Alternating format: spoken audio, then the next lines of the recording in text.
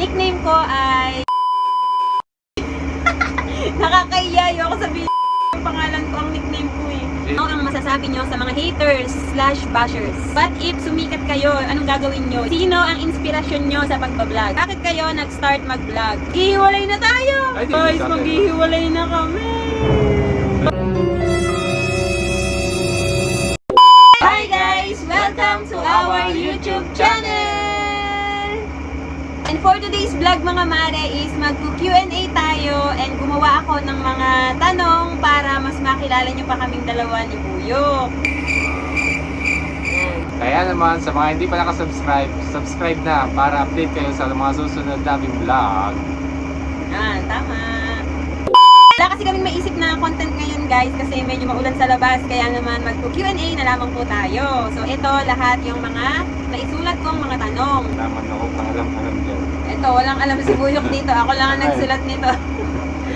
Okay. Ang first question is, ano ang full name nyo at saan ang galing ang inyong pangalan? Buyok. Ako, ang full name ko ay si Lindon Andrenda Punelas. Pinangalan sa akin ng tatay ko ay Lindon kasi ang kuya ko York. Parang London siguro siya. Hindi naman pumayag ata yung pare na London. Kaya naging Lindon. Ba't di pumayag? Ewan ko kung bakit. Alam ko Yung na. sa kuya, New York, ginawa lang York. Sa mga bansa Bansa. galing yung name nila guys. Kasi yung kuya niya, York. Siya naman, London dapat. dapat London. Ginawang Lindon. Yun ano. Yun ang kwento ng tatay namin. Okay. Ako naman, si Maika K. Manyakop. Ay, hindi pala. Mala ko pala nung dalaga ko. Dalaga ako? Oo, nung dalaga pa. Sige. Ako si Maika K. Ako naman guys, ang full name ko is Maika K. Magas Manyakop. Pero nung nagkaasawa ako, ako na ngayon si Maika K. Manyakop Ponelas. Kasi Ponelas yung apelyido ni Buyok guys. O, sa daw Talimay lang gano'n. Okay. Next is, ano ang nickname nyo? Nickname, Buyok. Ang nickname ko talaga, Kot. Ito ko tumingin. Ang nickname ko, Kot talaga ang aking nickname. Ulit. Wala. Ang nickname ko ay Kot, pero... Kot-kot. Kot. Ulit. Ang nickname ko, Palayaw ko na lang. ang alias sa akin ay Kot. Yun talaga ang tawag sa akin dito sa amin. Saan kinuha yung kot-kot? Alam ko may may history yan. Nung bata kasi ako, malagi na ako nagkukutkot ng pader, kaya laging kutkot ako. Ayun, palagi siya nagkukot-kot ng pader. Ito yun. Ako naman guys, ang nickname ko ay Kikay. Nakakahiya ako sabihin yung Kikay ang pangalan ko, ang nickname ko eh. Sige, paano sa'yo? Ang nagpangalan sa akin noon is si Tatay Bito. Actually guys, dalawa kaming Kikay yung pinangalanan sa yung isa lalaki, yung isa ako naman yung isa. Tapos Dapat Kiko yung isa.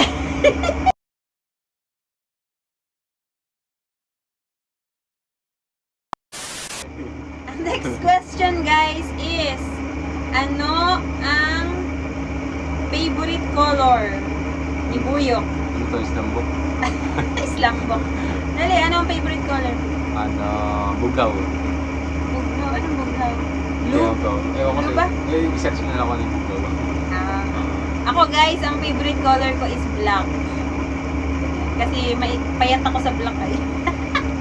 Ayan. Ang next na tanong is, anong height ni Buyok at ni Talimay Lander? Ikaw muna, anong height mo? Sa 5'8" and a half ako. 5'8"? Ano ba? Ayan. Ako naman guys is 5'4". Tama ba? Hindi ko alam. 5'4" ako, 5'4". Next, matang ba? Yung mga nagpapautang dito, 5'6" ang Ilang taon na kayo ngayon? Sino na nasagot? Ikaw muna. Ako, 35 na ako ngayon. 35? Kaka-39 kayo, mas. Mas matanda ka sa apat na taon si Talimay Lander. Aba, ano ba yan? Ali! Kaya pumayag. Siyempre, nagpapabata ng konti. Ano ba yun? Magka-39 ako. Ay, 39 na pala. 39. Kasi ang birthday mo is? Anong birthday? April 15, 1987 ako. Yan. Guys, 39 na ako. Tapos si Talim Islander naman. Ganda ko na. 38. Ayan. Kasi guys, ang birthday ko is July 23, 1988. Kaya 38 years old na. Ganda na. Kurang. Ayun, yun lang. May anak na ba kayo? Ano ang mga pangalan at ilang taon na sila? Yan. Meron na po kaming anak guys at 3 na ho yung anak namin. Ang panganay ho namin is si Ate Cassie. Ang tunay niyang pangalan is Micaela Cassiopeia M. Ponelas. Ang next is Si Ate Megan naman. Si Megan M. Ponelas. yan. At ang third na baby namin guys is si Malik Storm. Ayun lang. Ay hindi.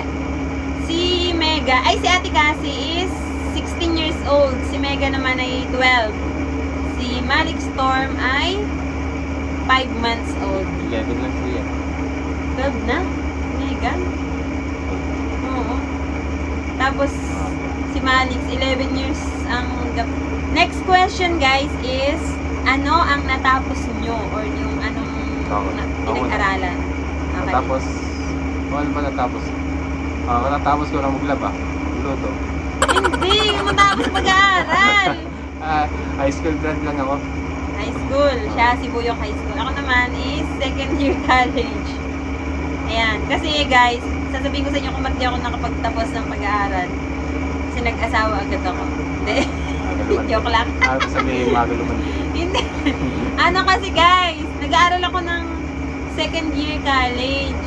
Tapos, ang kuya, pinag-aaral ako ng kuya ko. Kaso nga lang, nag-asawa si kuya. Nag-asawa ang kuya ko. Sinisip ang kuya niya. Tapos nawala ng trabaho. Sabay-sabay kasi guys eh. Nag-asawa siya, nawala ng trabaho, kaya natigil kami. Next question guys is, ano ang hilig nyong gawin? Buyok, anong hilig mong gawin? Ako, hilig ko maraming hilig. Ala. Cellphone. Bilyar. Tsaka? Pumalaot. Ayun guys, mahilig siya mag-bilyar. Minsan kasi lagi pag wala siya dito, nandun siya sa bilyaran. Doon nyo lang siya makikita. Pero di ko Ambol. Ako naman guys, ang gusto kong gawin is mag-cellphone. Yun lang. Tapos, dati mahilig ako mag-exercise eh. Siyempre may baby kaya hindi na ako nakakapag-walking, ganyan. Basta mag-cellphone lang. Kahit hindi ako lumabas maghapon sa bahay, basta may cellphone at may wifi ako. Nabubuhay ako. Next question guys is, bakit kayo nag-start mag-vlog? Ayan.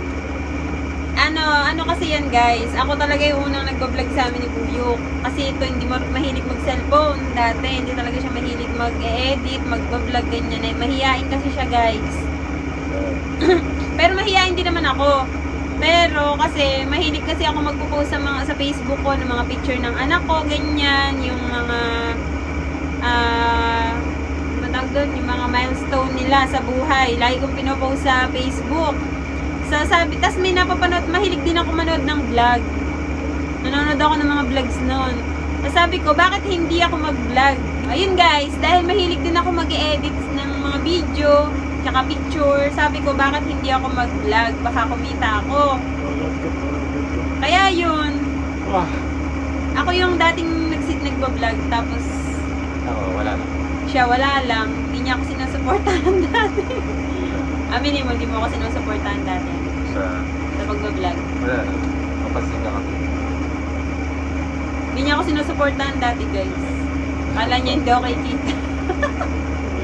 Ayun. Tapos yun, nung kumikita na kami, sumasama na siya. Hanggang sa hindi na kami nagtatrabaho, na hindi na siya,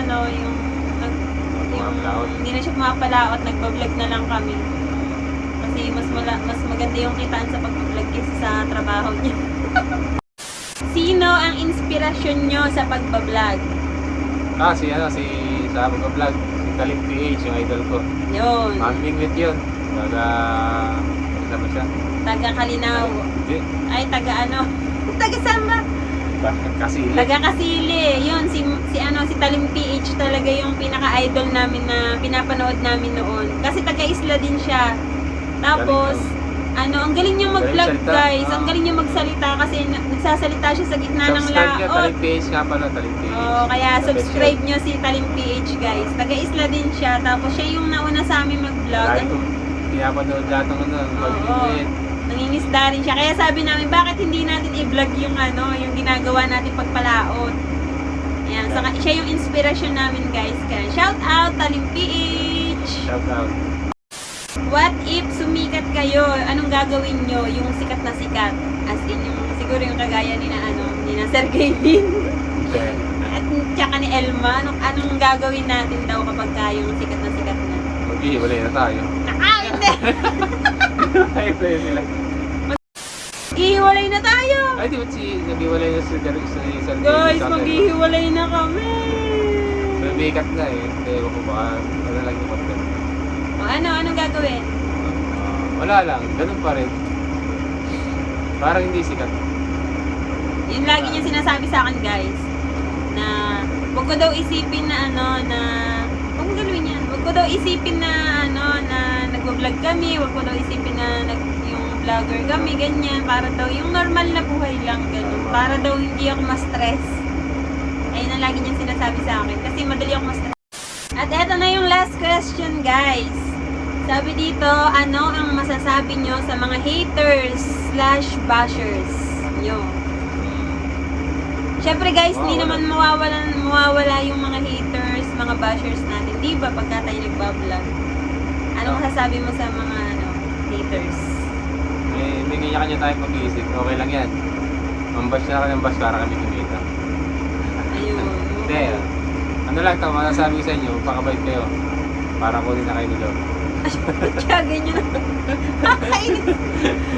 Sa akin naman guys, ang masasabi ko lang sa mga haters, bashers is, kaya ka lang naman nila binabash kasi hindi ka nila kilala. Hindi nila kami kilala, kaya nila kami binabash.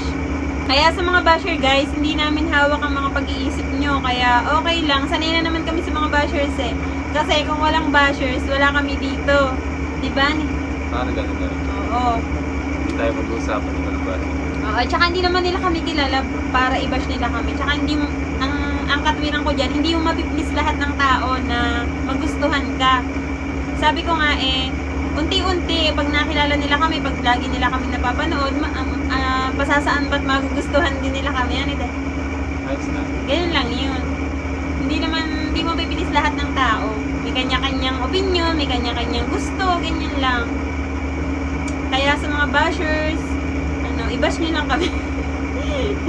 Kasi dyan, mas lalo kami sisikat kapag binash nyo kami. Yan lang. Bye! Salamat sa panonood, guys! So, yun lang guys for today's video. Sana mas nakilala nyo kaming dalawa ni Buyok. At, ano pa? Maraming salamat sa panonood niyo sa amin. Yes, maraming salamat sa palaging panonood, sa pagsuporta nyo po sa amin. At, Kakain na kami. kakain na kami guys. Tara, kakain po tayo! 1, 2,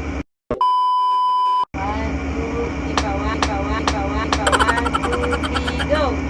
Hi guys! Welcome to our YouTube channel!